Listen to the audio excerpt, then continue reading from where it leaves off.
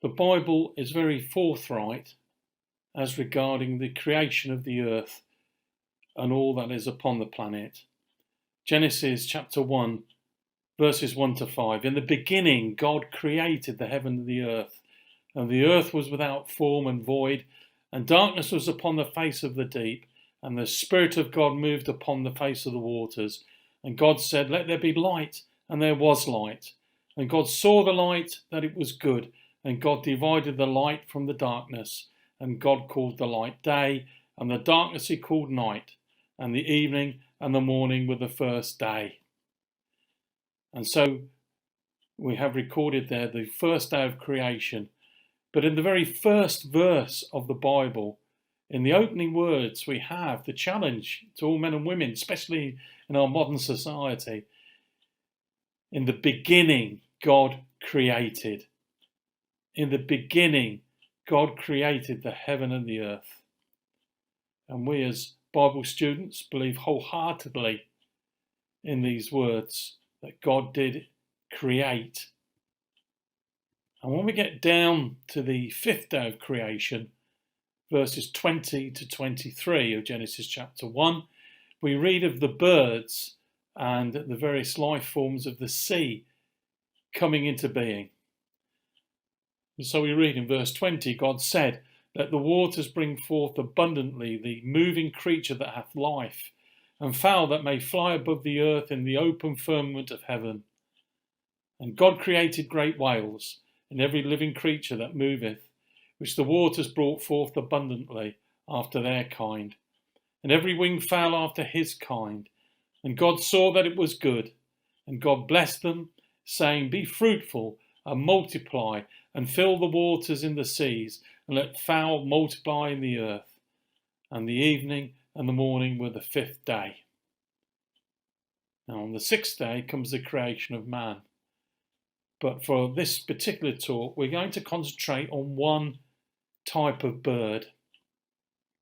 And so coming back to these words describing the fifth day of creation, I just want to emphasize here in red, fowl that may fly above the earth in the open firmament of heaven, and also the phrase, every winged fowl after his kind. So we're going to be talking about fowl or birds that fly above the earth. And notice that every winged fowl after his kind is mentioned. So in other words, as far as the Bible is concerned, God created a particular type of bird which was able to reproduce a copy of itself, hence the phrase, after his kind. It's not a case of it developing from generation to generation into a superior creature than the one that went before, but rather every bird was able to reproduce a carbon copy, as it were, of itself. Every winged fowl after his kind. And this is the bird we're going to concentrate upon now. The barn owl.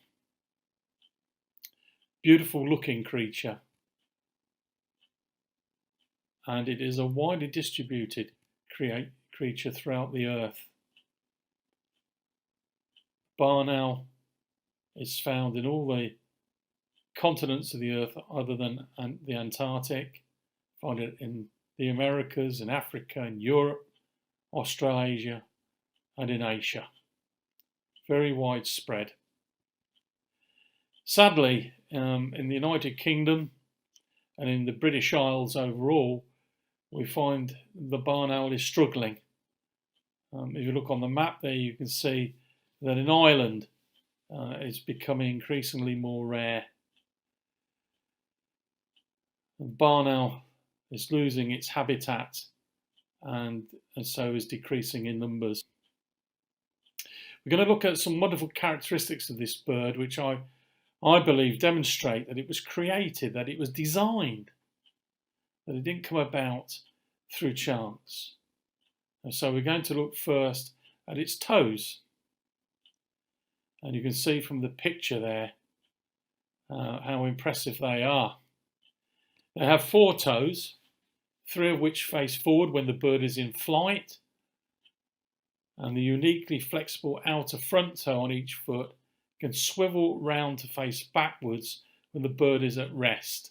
So it can have a 3x1 arrangement or 2x2.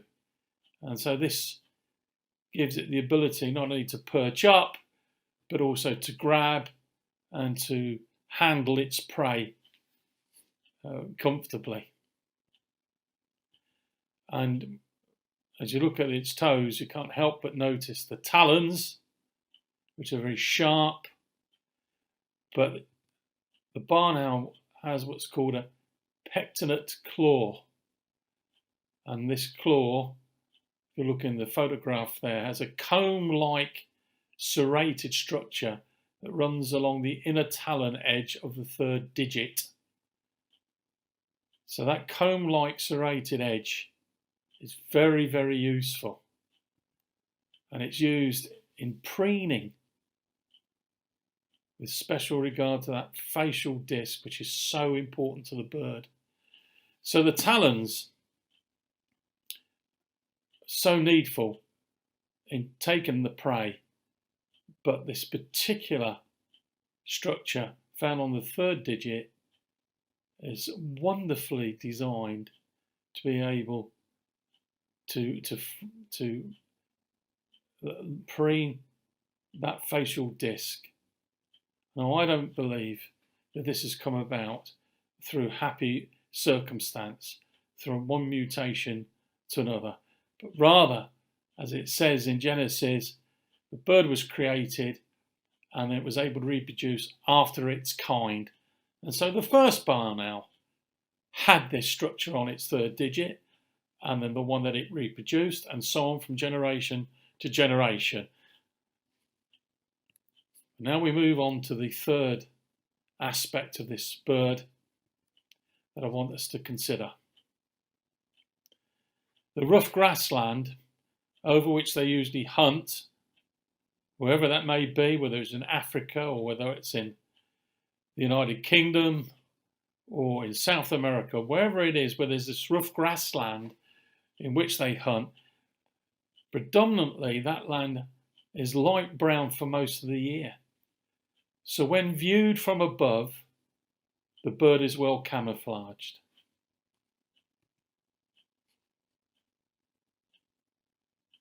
Beautiful coloration, but it's very sophisticated, as you can see from that photograph.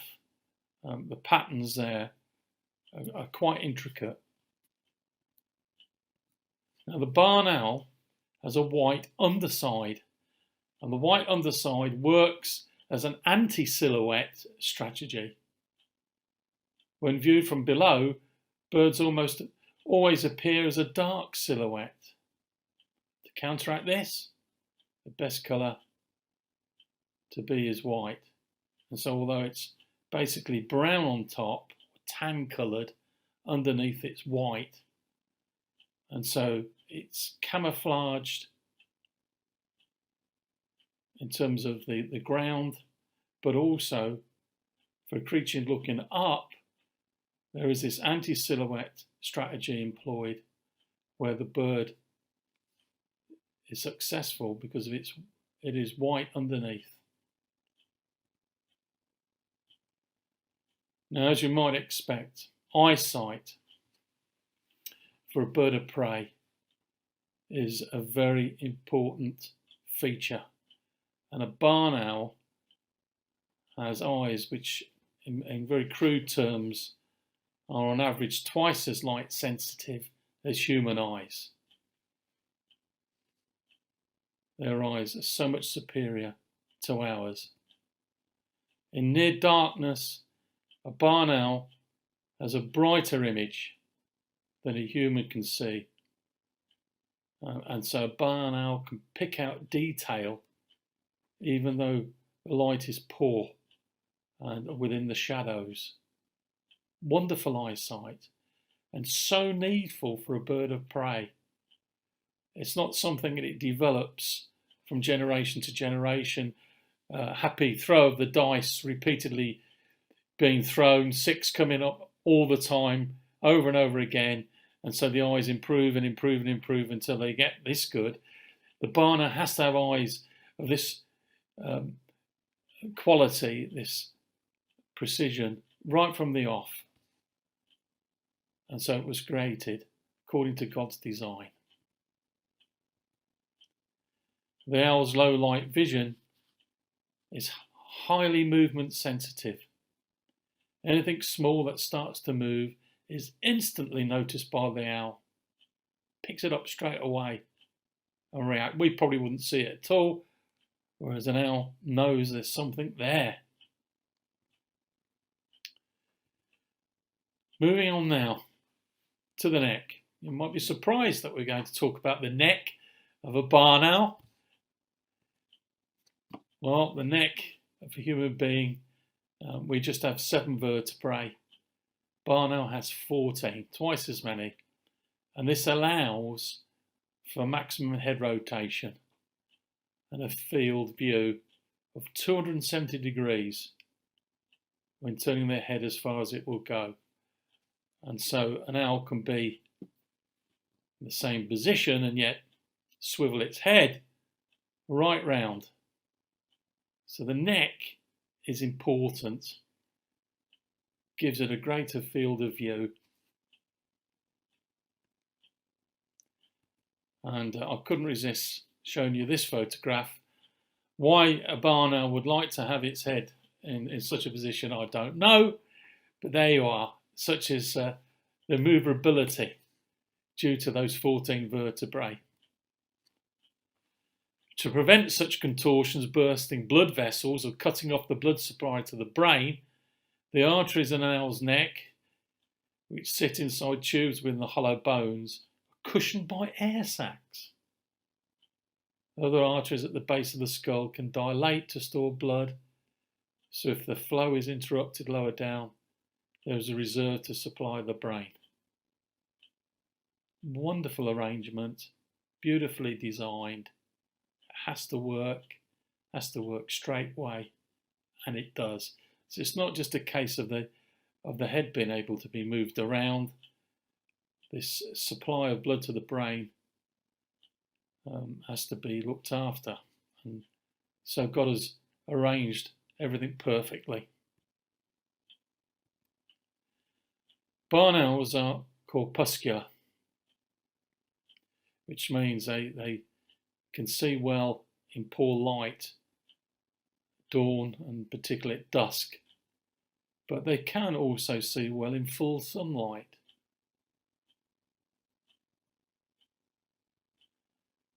Now we're going to talk about flight.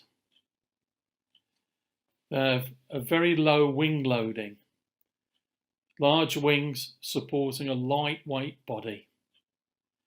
So they're able to fly very slowly without stalling and hover in only the slightest lift, just a little bit of rising air. And so the wing loading is just right for very slow flight. And so they can hover and look down upon the prey. The wings' high curvature or camber means that each wing beat produces more lift. And so you can see that almost M shape in that picture by being able to bend those wings in such a way they can get that lift.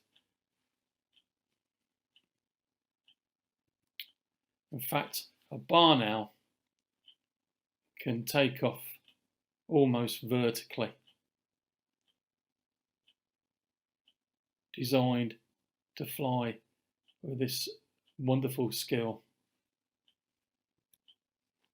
On the other hand, the barn owl can fall upon the prey at 12 times its body weight, like a great lorry coming down hard upon that mouse or that vole that it's looking to take.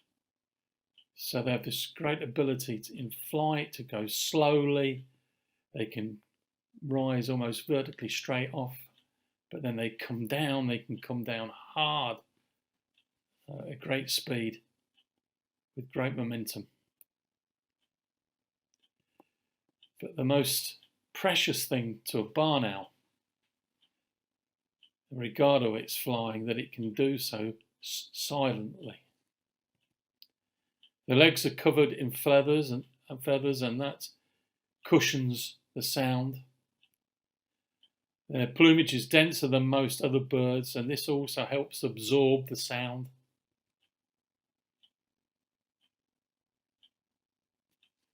Now, most birds preen their feathers with oil, but not an owl.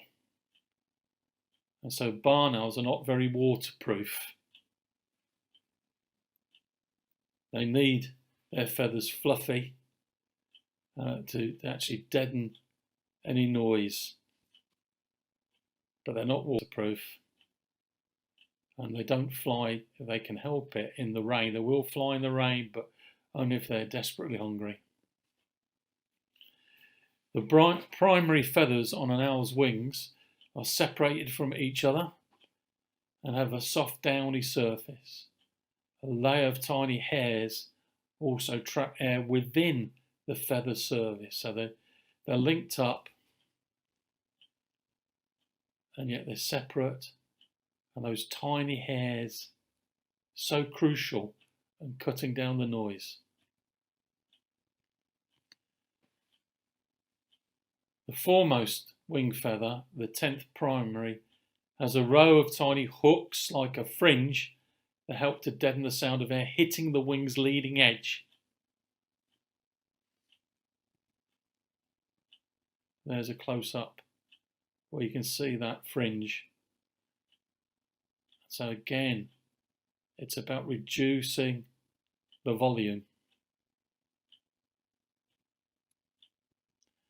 And there's a whole world of mathematics when you start looking at those feathers and that fringe in particular. And man is only starting to realise these things and making use of them.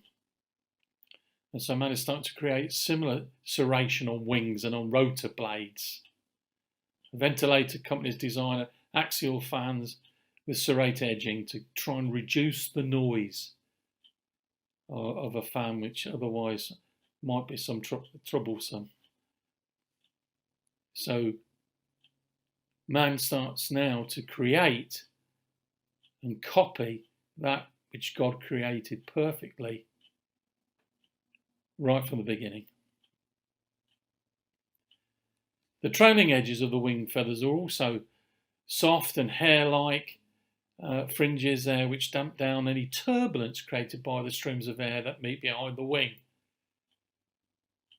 So the wings are beautifully arranged. The feathers link up in a marvellous manner. So it can fly, but it can fly quietly.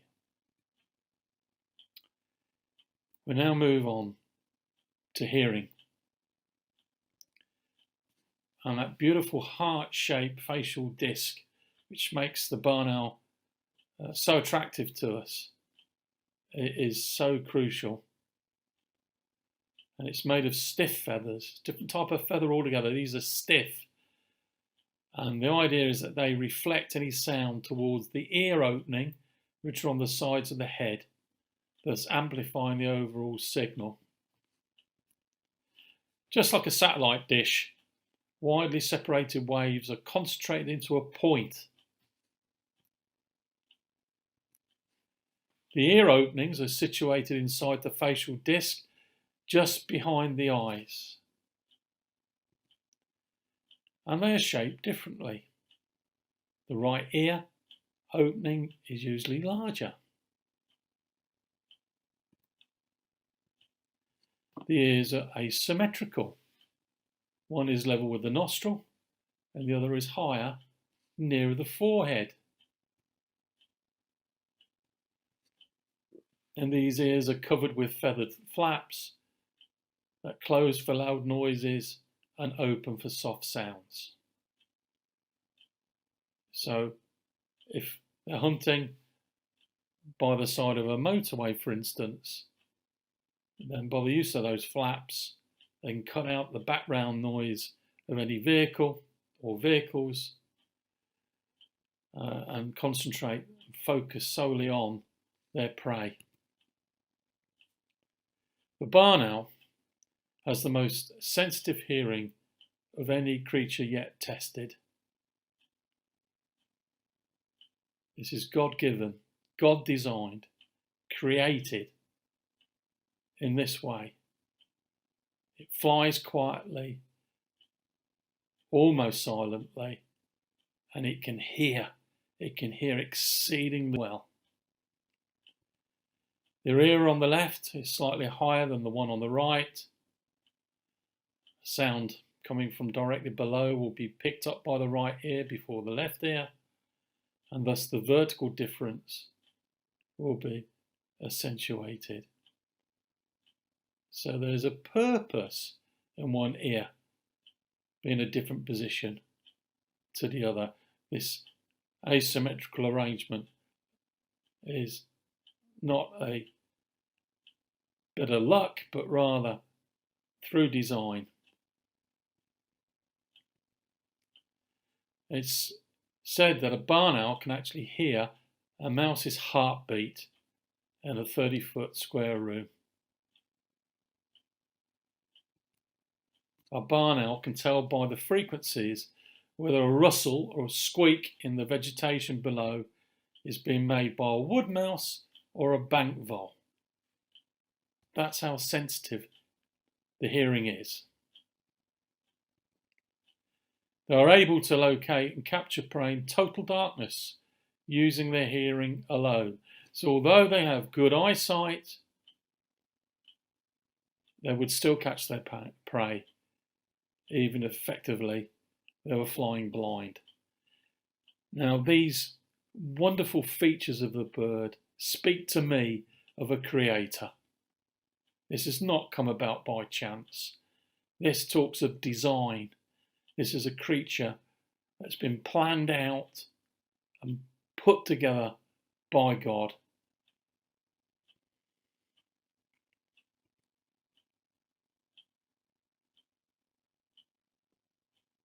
You may like to read Psalm 148, which is a wonderful song of celebration and of praise unto God for his creation. And within that psalm, you will see birds mentioned. And I like to think within that psalm, we can consider the wonder of a barn owl.